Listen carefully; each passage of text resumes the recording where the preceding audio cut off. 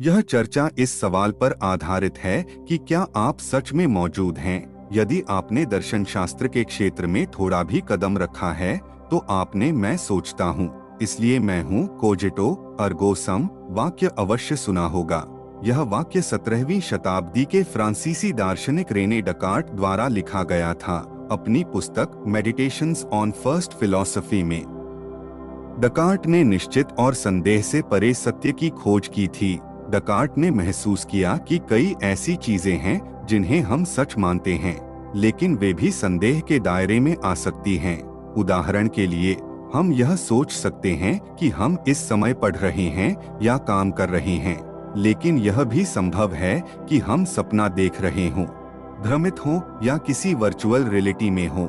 डकार्ट को इस बात की चिंता थी कि शायद उनका पूरा जीवन एक सपना हो। उन्होंने लिखा, जागने और सपने देखने के बीच स्पष्ट अंतर करना असंभव है। चुआंग त्सु कहते हैं, सपने में मैंने खुद को तितली बनते हुए देखा।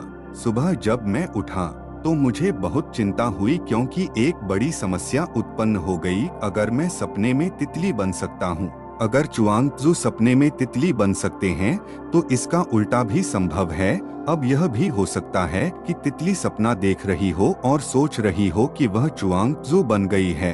अगर चुआंग त्सु तितली बन सकते हैं तो तितली चुआंग त्सु क्यों नहीं बन सकती। शायद आप सोचें कि यह विचार विचित्र है। आप कह सकते हैं, मुझे पता है कि मैं सपना नहीं देख रहा क्योंकि मैं उड़ नहीं रहा, न मैं कोई सुपर हीरो हूँ और न ही किसी मशहूर व्यक्ति के साथ डिनर कर रहा हूँ। लेकिन डकार्ट का तर्क था कि जब हम सपना देख रहे होते हैं तो हमें वह सब कुछ सच लगता है। ऐसे में जो कुछ हम अभी अनुभव कर रहे हैं वह भी सपना हो सकता है।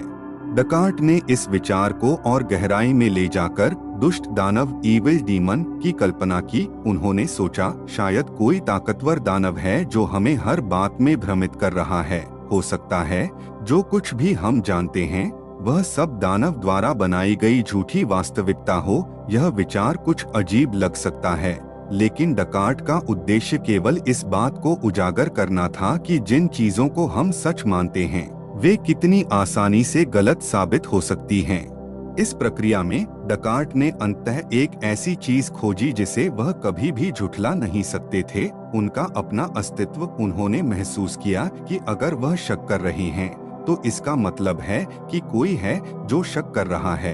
इसी आधार पर उन्होंने कहा, मैं सोचता हूँ इसलिए मैं हूँ। उनके अनुसार खुद के सोचने की प्रक्रिया से उनका अस्तित्व सिद्ध हो गया। हालांकि इस विचार पर कई दार्शनिकों ने सवाल उठाए। जर्मन दार्शनिक फ्रेडरिक नीत्शे और बर्ट्रैंड रसेल जैसे विद्वानों ने कहा कि यह जरूरी नहीं कि सोचने के लिए एक सोचने वाले का होना अनिवार्य है। नीत्शे का तर्क था कि विचार किसी व्यक्ति के बिना भी मौजूद हो सकते हैं, जैसे स्वतंत्र और असंबंधित ख्याल।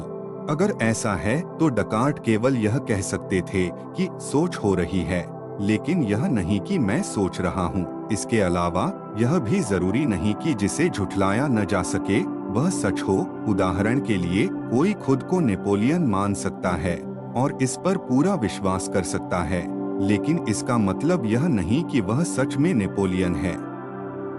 डकार्ट ने यह सुनिश्चित किया कि वह केवल उन्हीं बातों को स्वीकार करेंगे जो किसी भी स्थिति में गलत साबित नहीं हो सकती। डकार्ट का सवाल यह था कि क्या सोच के लिए सोचने वाले का होना अनिवार्य है।